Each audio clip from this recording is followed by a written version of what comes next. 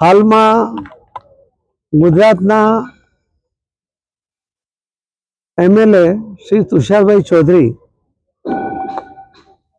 એમણે એક નિવેદન કર્યું છે કે પાર તાપી નર્મદા યોજના ફરી શરૂ કરવામાં આવી છે. એનો ડીપીઆર બન્યો છે ને ડીપીઆર લોકસભામાં રજૂ કરવામાં આવ્યો છે.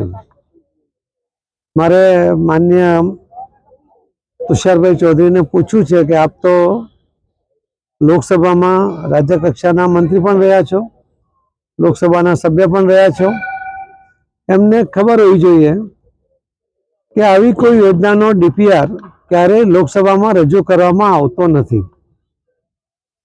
અને વધુમાં આપને કહીશ કે આવો કોઈ ડીપીઆર બન્યો નથી. આ પ્રોજેક્ટ કરવા માટેની કોઈ યોજના અમારા મંત્રાલયમાં નથી ને ચોક્કસપણે એ યોજનાને પડતી મૂકી છે.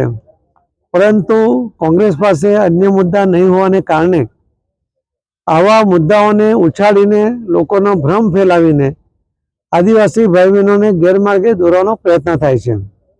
મારી આપ સૌના માધ્યમથી આદિવાસી ભાઈ બહેનોને વિનંતી પણ છે અને એમને ખાતરી આપવા માંગુ છું કે આવો કોઈ પણ પ્રોજેક્ટ તમારા હિત વિરુદ્ધનો ક્યારેય નહીં કરીએ.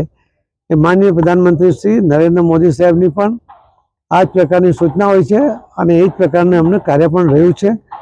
ફરીથી એમને નિશ્ચિંત રહેવા માટે અને આવા કોંગ્રેસના જે આગેવાનો છે જે ગેરસમજો ફેલાવી રહ્યા છે એનાથી દૂર રહેવા માટે અને એમને ઓળખી લેવા માટે મારી વિનંતી છે. ધન્યવાદ.